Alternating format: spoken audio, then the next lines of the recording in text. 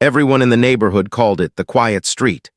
But that morning I realized quiet wasn't always peaceful. It was oppressive.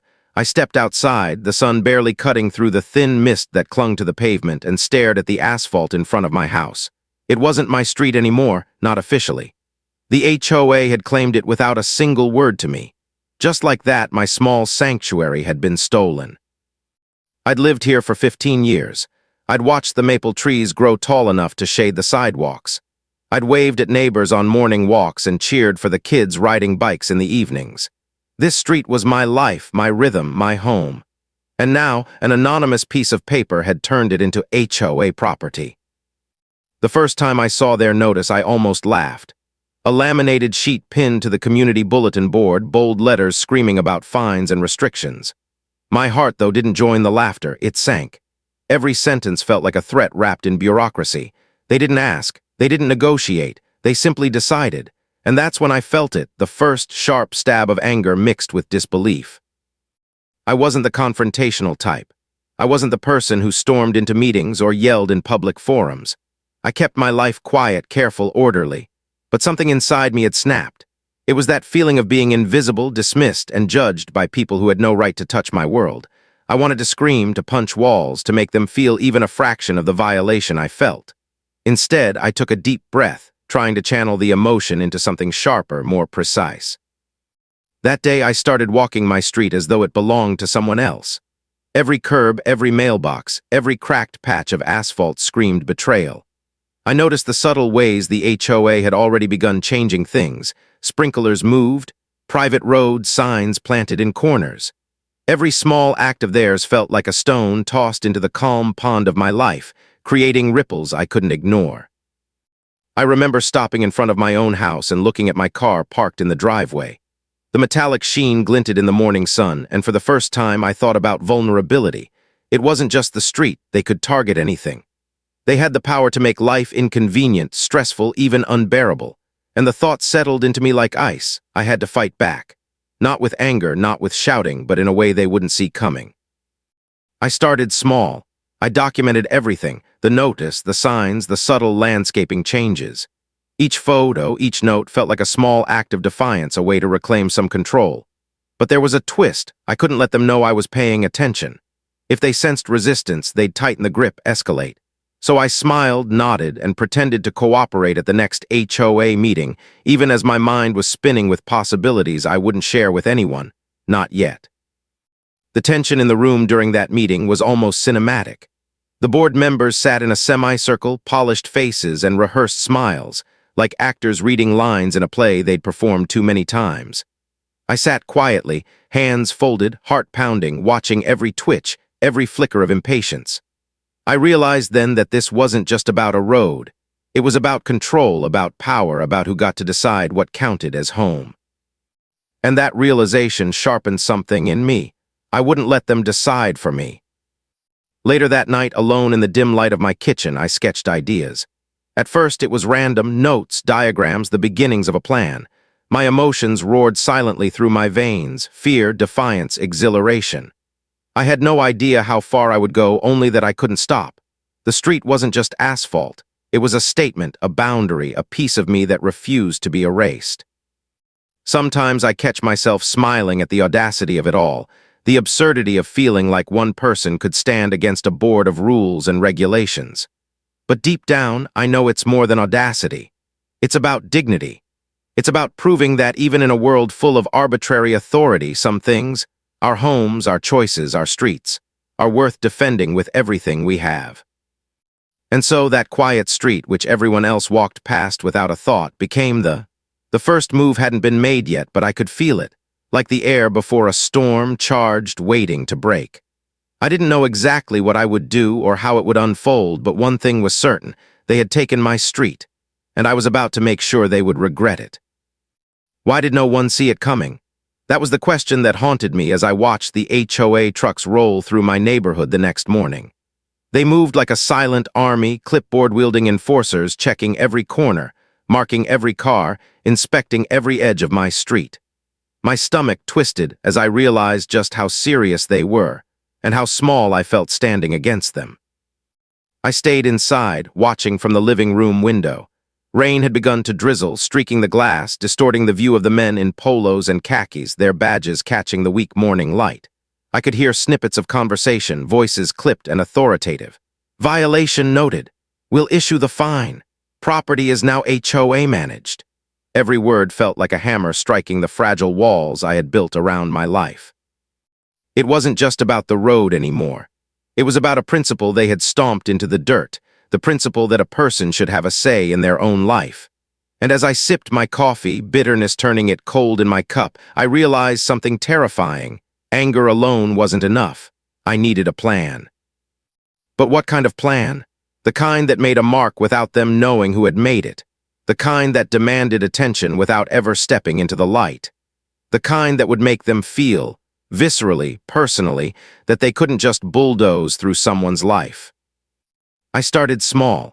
Late at night, under the cloak of darkness, I walked the perimeter of my property, taking mental notes, noticing every vehicle parked in violation zones, every small weakness in their system. Streetlights flickered over cracked pavement, shadows pooling like ink. I imagined what it would be like to simply erase the problem. The cars, the symbols of their authority, the signs of their intrusion. But that was fantasy, or so I told myself. Days passed. The HOA continued their inspections, leaving letters taped to windshields, threatening fines that climbed with each violation. Each note felt like a punch. Each note reminded me that they had the audacity to act as if this was their world, not mine. I walked the street in daylight too, pretending to jog, waving at neighbors, smiling through the rage that had settled into my chest.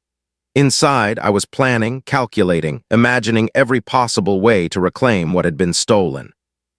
Sleep became difficult. Every creak in the night sounded like someone checking my property. Every passing car's engine was a warning. My thoughts spiraled in a mix of fear and exhilaration. I could almost hear their voices taunting me. Just follow the rules. We own this now. You can't fight us. That's when the first flicker of something dangerous took hold. A sense that maybe, just maybe, they needed to feel fear the way I had felt it. I began to study them, not the people I knew from the neighborhood, but the board itself. Patterns emerged.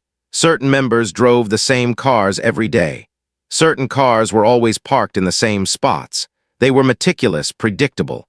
And predictability, I realized, is an opportunity. The night I decided to make my first move, the air was thick and cold. Fog curled around the street like a living thing, obscuring the sidewalks, hiding the shapes of parked vehicles. I walked slowly, listening to the rhythmic hum of streetlights, feeling my pulse hammering in my ears. Every shadow could have been a witness. Every tree could have concealed a pair of eyes. And yet, as I reached the first car, the one that belonged to the president of the HOA board, I felt something I hadn't in weeks: control. I paused. My hand hovered over the door handle, and I thought about the consequences. Jail, fines, public humiliation. But then I thought about how it felt to be ignored, dismissed, erased.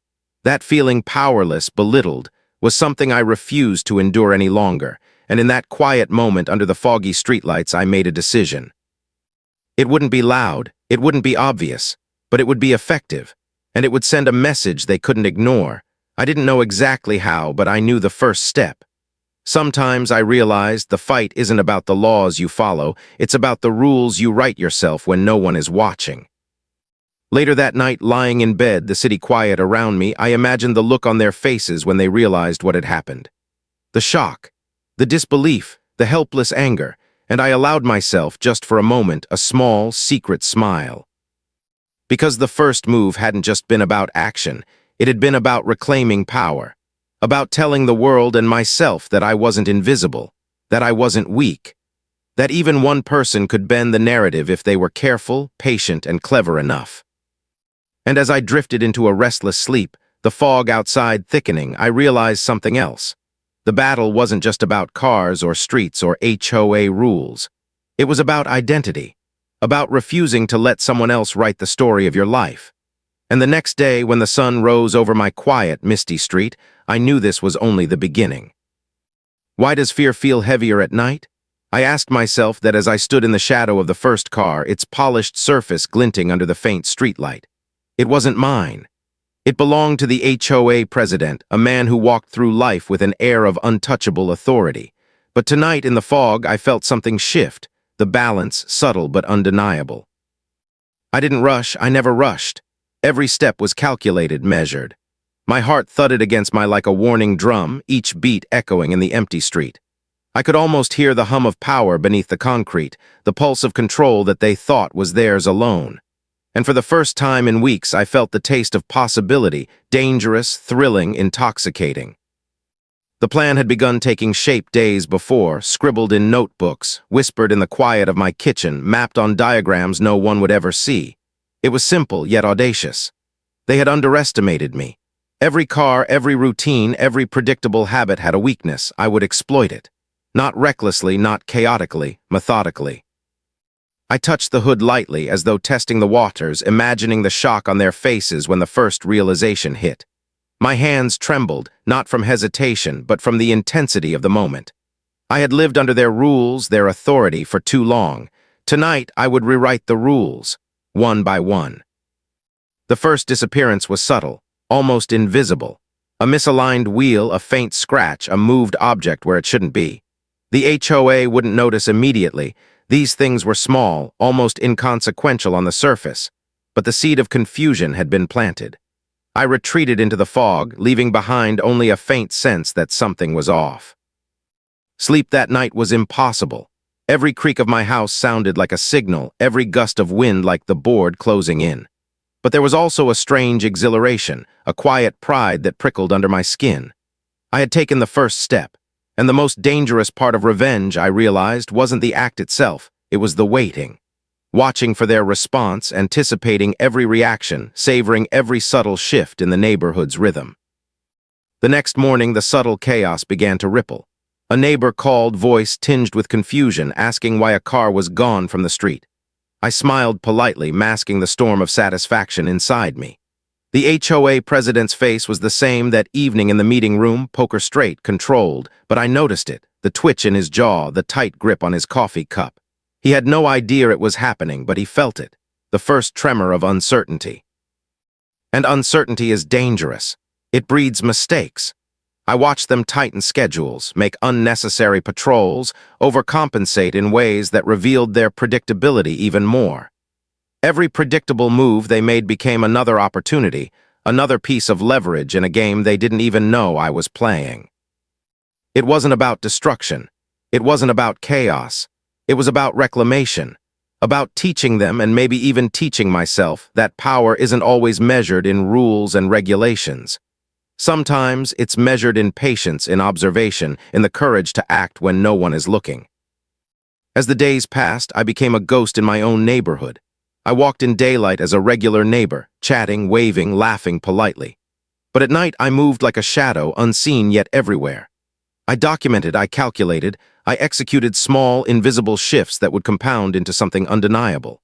Every car that disappeared, every reaction I observed felt like a small victory, a quiet, satisfying rebellion.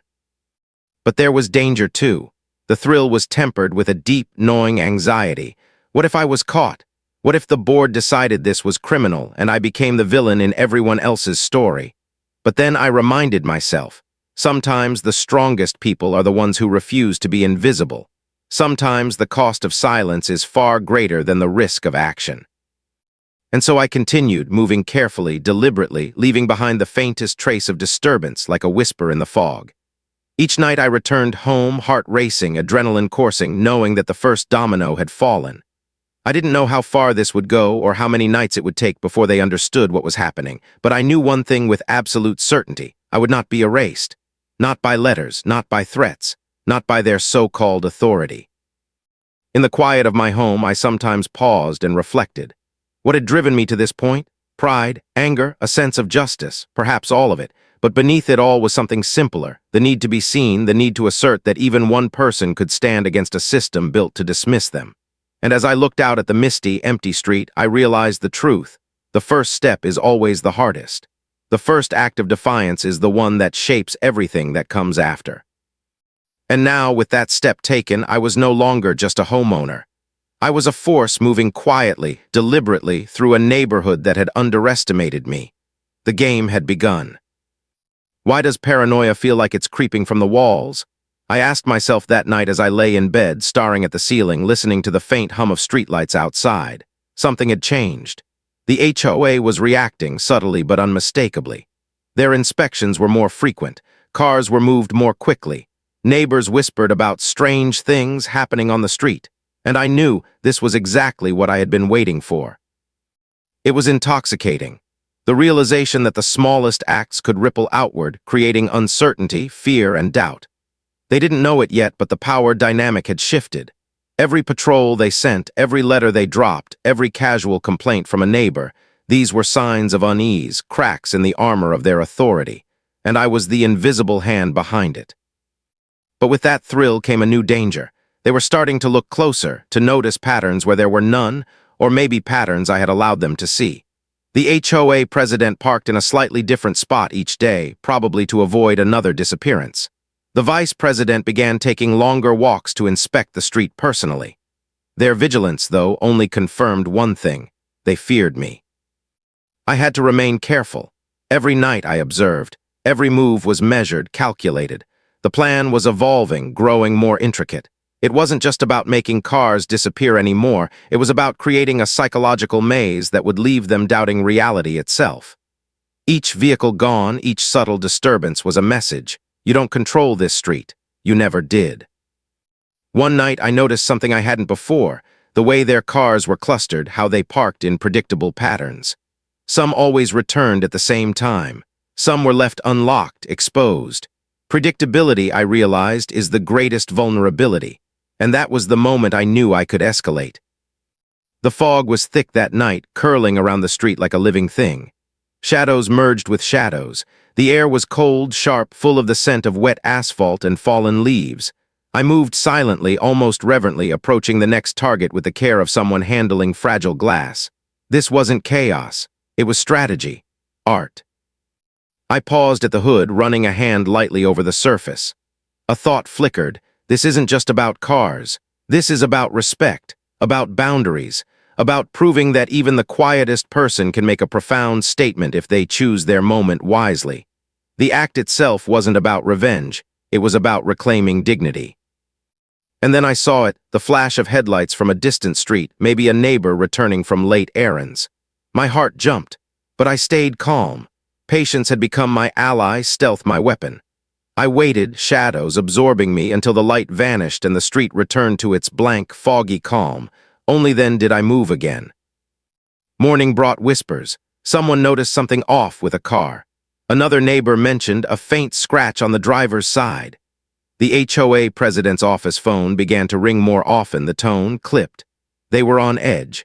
Every subtle disturbance I had orchestrated was starting to work like a domino chain, and the tension, it was delicious, a quiet triumph that no one could see except me. Yet I also felt the weight of it all. Every small act of rebellion carried risk. If caught, I would face consequences far beyond their notices or fines. There were nights when doubt crept in, when I questioned whether this was all worth it, whether the line between justice and obsession had blurred. But then I'd think about the first laminated notice they had slapped on my street, the arrogance of their claim, the audacity of ignoring me completely. That thought alone was enough to steel my resolve. Neighbors began to sense the tension too, though they couldn't quite articulate it. Casual greetings felt strained. Cars were moved preemptively, as if expecting disturbances that hadn't happened yet. And in those moments I realized something profound. Influence isn't always loud. Sometimes it's subtle, invisible, pervasive. Sometimes the strongest statement is made without anyone ever seeing your hand. The HOA was learning, slowly, that control is fragile. Authority, no matter how rigid, can be undermined by persistence, patience, and cleverness. And I was learning, too, about courage, about calculated risk, about the exhilaration of stepping out from under the weight of fear and reclaiming agency. That night, as I returned home, fog curling around my ankles, I allowed myself a small smile. The street wasn't mine yet, not entirely, but it was shifting. Slowly, subtly, and soon, very soon, the board would realize something they had never expected. The quietest people can become the most formidable, and even the most meticulous plans have vulnerabilities. And as I lay awake, listening to the soft rustle of leaves outside, I realized that the next phase, the part where things would truly escalate, was coming. I didn't know exactly how it would unfold. I only knew it would be decisive. And I knew with a certainty that steadied my nerves that they would never see me coming. Why did the air feel electric that morning? Every step outside made my heart pound as though warning me of what was coming. The neighborhood looked normal, sunlight hitting dewy lawns, the hum of sprinklers, kids riding bikes. But beneath it, something had shifted. The HOA was panicking, and I could feel it like a vibration in the asphalt itself. The notices had started piling up. Every car marked with a warning, every violation logged in neat, authoritative handwriting. I watched the president pace in front of his own driveway, phone pressed to his ear, voice clipped and frantic. It was the first time I saw fear flicker behind his polished demeanor, subtle but unmistakable. And I realized then the plan was working. Slowly, deliberately, invisibly, it was working. I moved through my day carefully, smiling at neighbors, nodding at casual greetings, all while my mind raced with calculations. Every vehicle, every habit, every predictable behavior was a puzzle piece I could exploit. And the thrill wasn't just in the planning. It was in the anticipation, the way each small act of disruption created tension that built on itself, a crescendo no one saw coming. That night I began the next phase. The street was quiet, fog creeping along the edges of the sidewalks.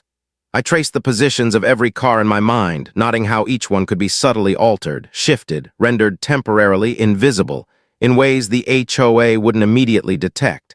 It wasn't about destruction, it was about psychological precision.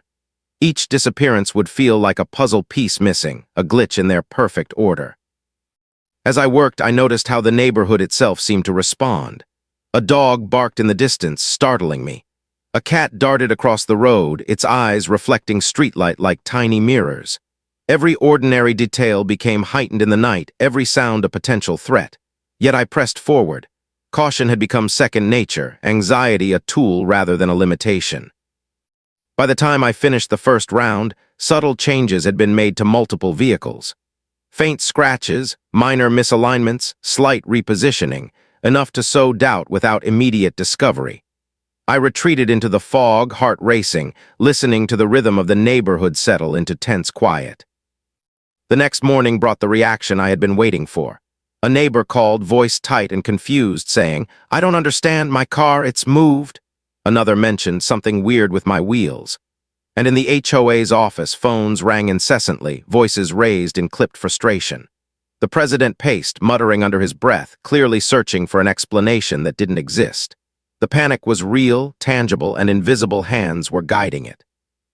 Yet the danger was growing. Each small success brought new eyes, more scrutiny, and the faintest sense of risk that prickled at my consciousness. The HOA was beginning to suspect that the disturbances were not random.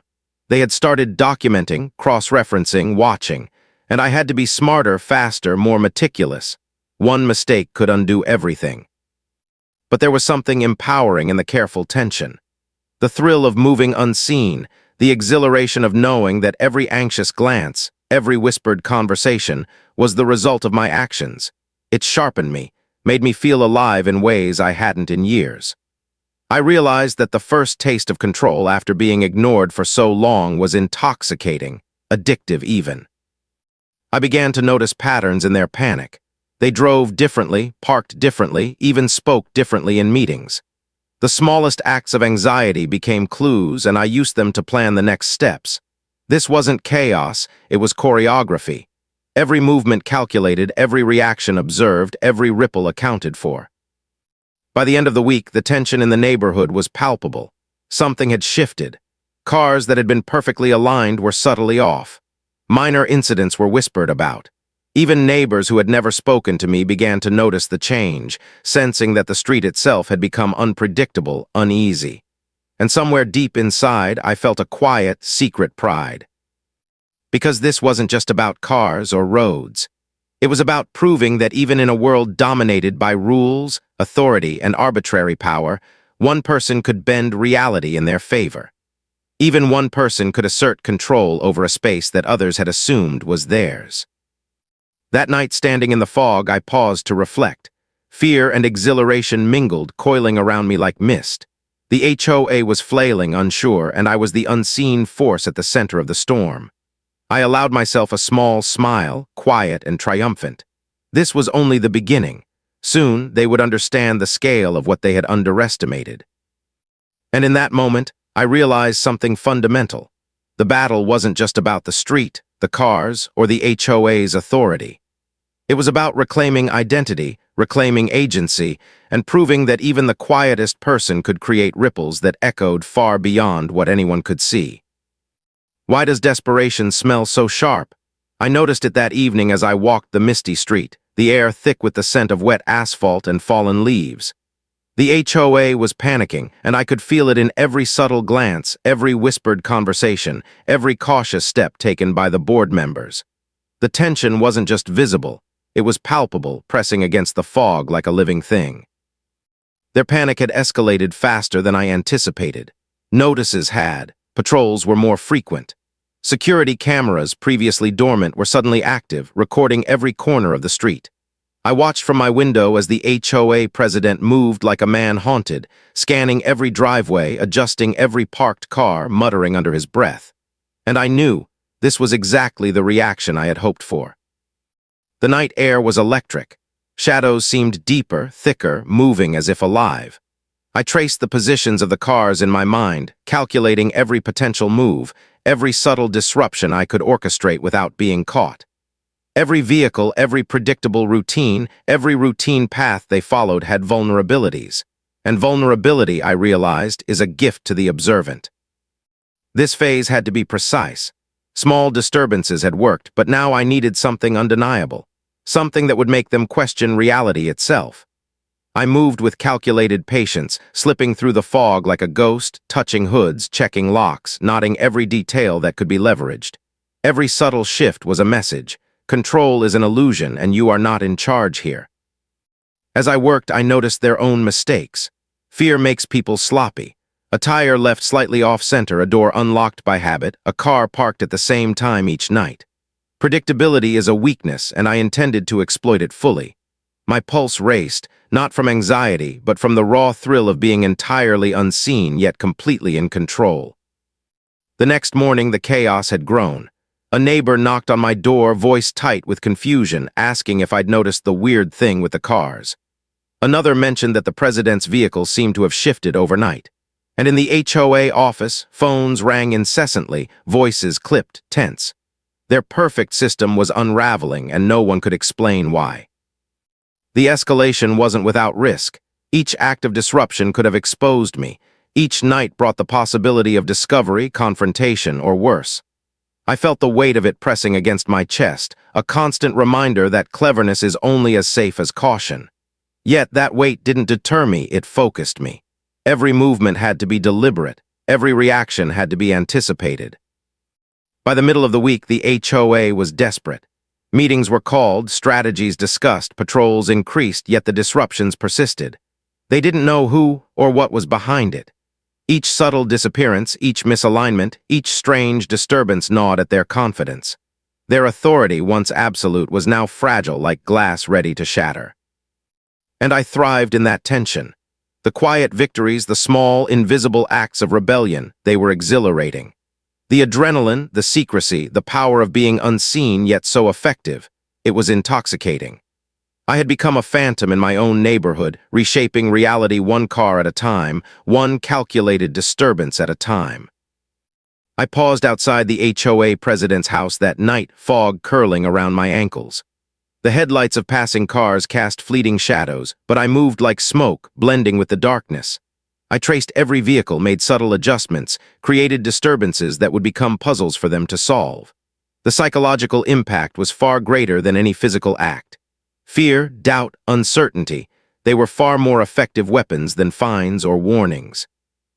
And then I realized something profound. This wasn't just about cars or the street anymore. It was about reclaiming my life, my dignity, my agency in a world where authority had assumed the right to erase me without consent. Every anxious glance, every whispered conversation, every shift in their routines was proof that one person could matter, that one person could change the narrative. By the end of the week, the neighborhood felt different. The tension was thick enough to taste. Even the neighbors who had never interacted with me seemed to notice the subtle change. Something was off, something unpredictable, and it was coming from somewhere unseen. And in that quiet, I felt a strange sense of pride. The battle wasn't just being fought, it was being won. I returned home, soaked in fog, pulse still racing, and reflected on the path I had taken. The risks, the fear, the meticulous planning, it had all been worth it. I wasn't just defending a street anymore. I was proving a truth many forget. Invisibility can be power, patience can be strategy, and the quietest people are often the most formidable when they refuse to be erased.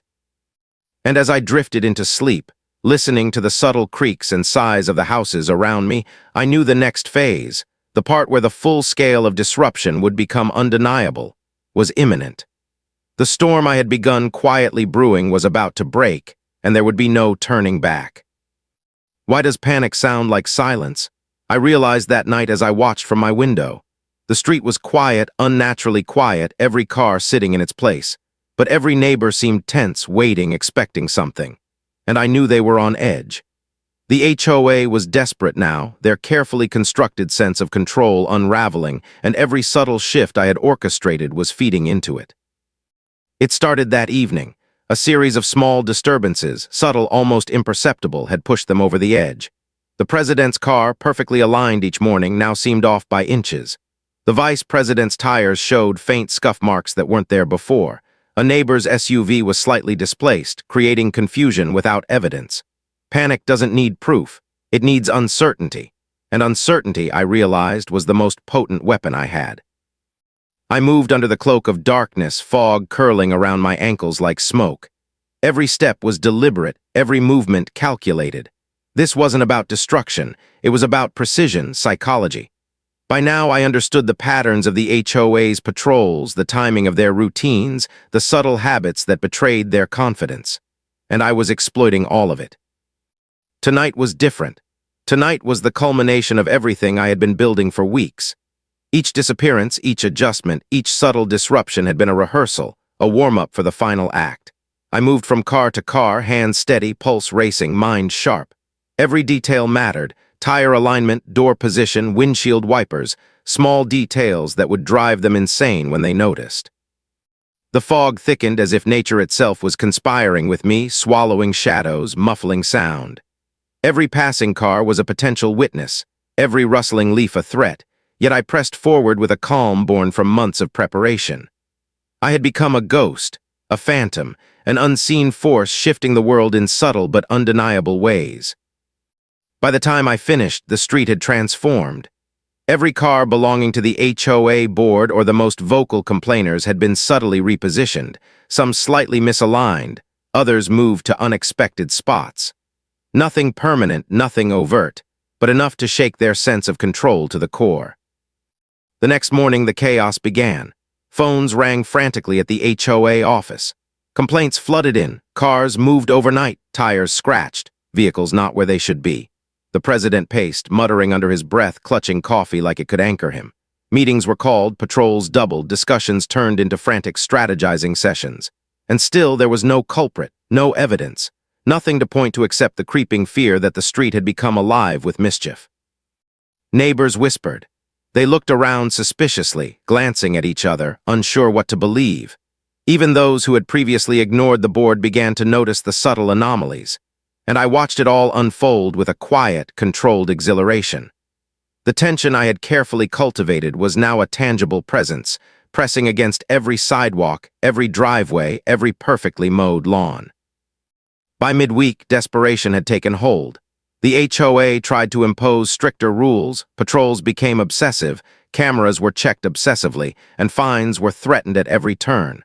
But the subtle chaos continued.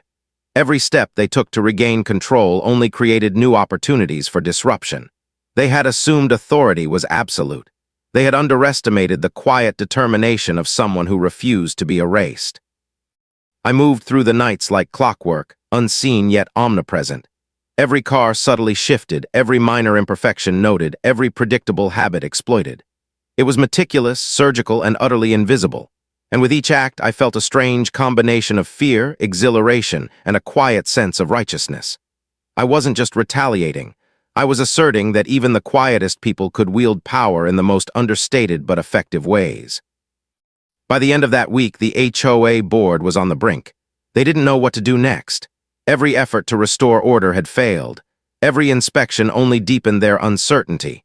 And in the silence that stretched across the street at night, I felt the full weight of my victory building. The storm I had been crafting, slow, patient, invisible, was about to break. And I knew the final act was coming. The moment where the illusion of control would shatter entirely, where their fear would crystallize into undeniable reality. The street, once quiet and orderly, had become my stage, and the climax of this slow, careful symphony of disruption was imminent. Why does silence scream the loudest? That night the street was still, but the tension was electric, vibrating through the fog like a warning pulse. The HOA had pushed every button, scrutinized every inch, but the chaos I had cultivated remained invisible, intangible, unstoppable. The storm I had spent weeks preparing was about to break. I moved like a shadow, precise, patient, deliberate. Every car, every predictable habit, every flaw in their routines had been mapped, exploited, and now orchestrated to reach a crescendo. I didn't need brute force. I didn't need confrontation. I needed subtlety, timing, and the art of psychological disruption. By now, the board's anxiety had become almost palpable, a fog of panic thicker than the one creeping along the asphalt. It started with small tremors, a faint misalignment here, a shifted tire there, but those tremors had compounded into a tidal wave of uncertainty. By midnight, the HOA president's pristine vehicle was subtly displaced.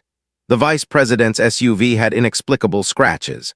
Another board member's car was missing just long enough to cause panic before reappearing in an unexpected spot. Each disruption was precise, invisible, frustrating beyond logic. I watched from a distance as the neighborhood responded. The quiet murmurs, the suspicious glances, the whispers at the mailboxes, every tiny ripple was part of the climax. Even neighbors who had never cared about HOA politics began to sense something was off, their perception of the street bending subtly under the weight of unseen influence. Fear, confusion, doubt, it all converged into a crescendo I had orchestrated. By morning, the chaos had fully erupted. Calls flooded the HOA office. Threats were hurled. Inspections doubled. Cameras were reviewed endlessly, yet no explanation emerged. Every attempt to assert authority only deepened their confusion. They didn't understand that control isn't just about rules, it's about perception, and I had quietly rewritten the rules in a way they couldn't see. I moved deliberately through the foggy streets that night, checking each car, making subtle adjustments to push their uncertainty even further. It wasn't about damage. It was about mastery, about forcing them to experience the disorientation and vulnerability I had felt when they first claimed my street without permission. Each act was a lesson in humility, an invisible message. You do not control this world. And then it happened. The moment I had been building toward for weeks, a series of subtle shifts that made every single HOA car momentarily disappear in plain sight. One vehicle left slightly out of line, another moved to a neighboring driveway, a third seemingly vanished behind a corner or shadow. The cumulative effect was astonishing. By dawn, the board's panic had reached its zenith. Phones rang endlessly, meetings were convened, fingers were pointed. No one could explain it, no one could fix it. And that, I realized, was my victory. Yet the exhilaration was tempered by reflection. This wasn't about petty revenge. It was about dignity, about asserting one's agency against arbitrary authority. It was about proving that even the quietest, most overlooked people could make themselves impossible to ignore. The street wasn't just asphalt anymore. It was a statement, a testament to patience, intelligence, and the refusal to be erased. By the end of the week, a fragile calm returned, but the lesson had been etched permanently. The HOA's authority had been questioned, their control disrupted, their confidence shaken. And I, standing quietly in my own home, felt a quiet pride that no letter, fine, or bureaucratic demand could take away. I had reclaimed my space without a single word spoken in anger, without a confrontation, without anyone ever seeing my hand. As I walked the street in daylight, the neighborhood appeared normal. Kids played, neighbors chatted, and the sunlight sparkled on dewy lawns. Yet beneath the surface, tension lingered, a subtle reminder of the invisible force that had shifted the balance. And I realized something profound. True power often lies in subtlety, patience, and the courage to act when no one is watching. I paused at the center of the street, sunlight warming my face, and allowed myself a rare, full smile. The street belonged to me again, not because I had destroyed, threatened, or shouted, but because I had understood the rhythms, the vulnerabilities, and the psychology of those who thought they were in control. I had become a quiet storm, and the aftermath was undeniable. And as the fog lifted that morning, replaced by the soft glow of the sun, I finally understood the truth of what I had done. Sometimes, the most powerful victories are the ones that leave no scars, the ones that teach lessons silently, invisibly, and irrevocably. The HOA had learned it without ever realizing who had delivered it. And in that knowledge, I found something I hadn't felt in a long time: peace. The street was mine, not just in law, not just in reality, but in essence, in spirit, in pride. I had fought without confrontation, reclaimed without chaos, and in doing so, reminded myself, and perhaps everyone watching, that invisibility can be strength, patience can be power, and sometimes quiet determination is the loudest voice of all. If you enjoyed this story, don't forget to subscribe and join us for the next mystery on HOA Hunter Stories.